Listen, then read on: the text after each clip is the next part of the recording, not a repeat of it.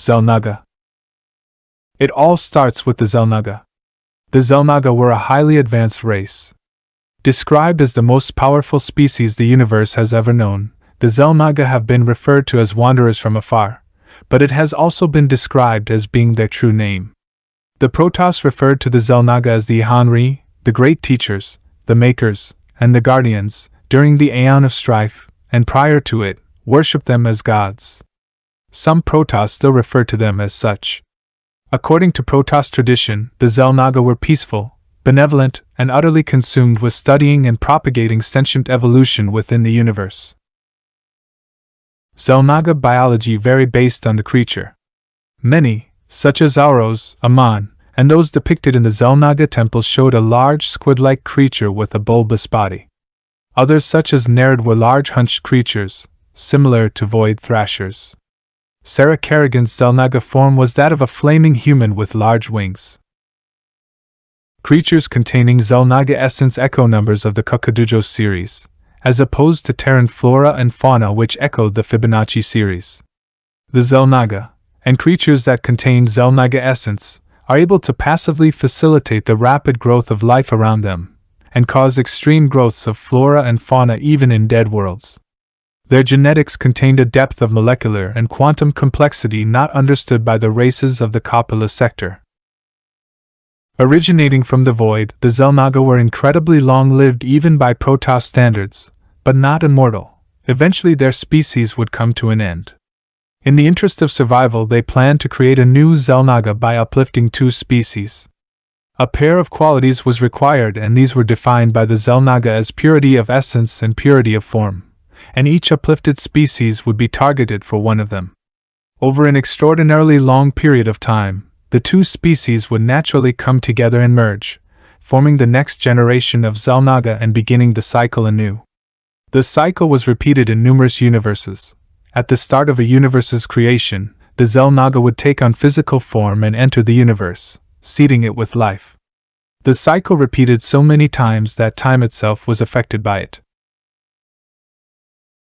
However, some among the Xel'Naga resented being uplifted into their godlike forms, and saw the infinite cycle of the Xel'Naga reproduction as horrid, relying on the conflict of others for the benefit of the Xel'Naga. Under a powerful Xel'Naga named Amon, this rogue group of Xel'Naga sought to undo the Xel'Naga work, purge the universe of their creation, and make a new perfect universe without the strife of the cycle. The Xel'Naga cherished all life and refused to kill anything, not even the entity at KL2. The Protoss eventually followed a version of this philosophy, called the Deul. The Xel'Naga possessed some form of language exclusive to their species. At least some Xel'Naga buried or entombed their dead. The Xel'Naga used a universal natural code the Protoss termed Eridor, which means perfect ratio. Terrans call it the golden mean, symbolized by phi. They understood that energy, essence, and information were all one, and mutable. They could convert material between these states with ease. The Xel'Naga left numerous artifacts on Aiur and other worlds, such as Elna, Roxura, and Eridos. They made liberal use of Cateran crystals and other such crystals in their technology. One such crystal, the Kasha crystal, was used to regulate Protoss fertility during their development. Some artifacts can be considered dangerous, since they can manipulate the minds of Terrans. At least some are alive in a sense, once being described as an energy fossil. These artifacts are sought by Protoss. The Nerzim especially have made efforts to track these down. To the Protoss, much of the Xel'Naga technology is akin to magic, and some of their shielding technology is immune to the psionic powers of the Kali. The Terran Dominion made attempts to buy some from rival powers. Even the Zerg have used spies in an effort to locate artifacts. Still more temples have appeared on worlds such as Nemica, Eridos, where the powerful Argus stone was stored, and Bikar-Ro. The latter disgorged a strange energy creature which collected Protoss and Zerg genetics for unknown purposes. Valerian Mengsk, the heir apparent of the Terran Dominion, has expressed interest in these temples, and Dominion forces have engaged in combat in an attempt to secure such temples. Watchtowers seemingly crafted by the Xel'Naga have appeared. The Xel'Naga possess the ability to create space platforms and artificial constructs, utilizing AI. Some pieces of Xel'Naga technology are immune to conventional weaponry. However, some Xel'Naga technology can disrupt the functions of other Xel'Naga technology, creating an opening for it to be dismantled or destroyed. Next, we will take a brief look at some of the most significant Xel'Naga. We will make a detailed video on each of them later. Amon. Amon, otherwise known as the Dark Voice or the Fallen One, is the overarching antagonist of the Starcraft franchise.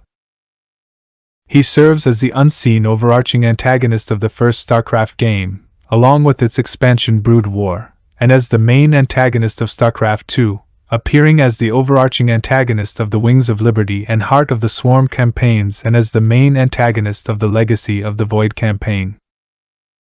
He is a malevolent and a rogue Xel'Naga connected to the Void who engineered a plot to destroy Xel'Naga and their infinite cycle in order to remake the universe in his image.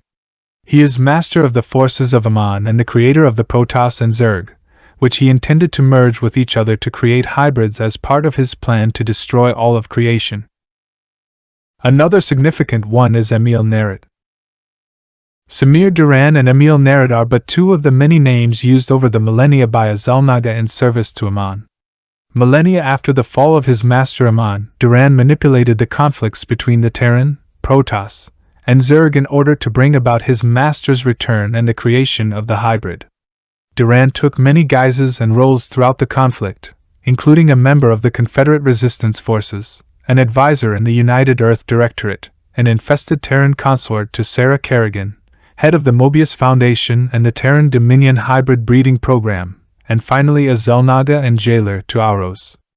All of these roles were used to manipulate events to bring about Amon's return. Sarah Kerrigan. Sarah Louise Kerrigan was a psychic Terran female. She began her career as a Confederate ghost and later became the second-in-command of the Sons of Korhal. Following Arcturus Mengsk's betrayal, she was captured and infested by the Zerg swarm, becoming the self-proclaimed Queen of Blades and leader of the swarm. At the close of the End War, she would ascend to become a Xel'Naga, a being of immense cosmic power. The last Xel'Naga is Auros. Auros was one of the last Xel'Naga alive, and the last shepherd of the infinite cycle. Auros was one of the Xel'Naga who helped construct the material universe and seed it with life to perpetuate the infinite cycle. At some point, he was captured by Amon while the rest of his race was extinguished. He was chained in the void, which was twisted to the will of Amon. However, he could still subtly influence the material universe, leaving clues to help guide his creations to rescue him.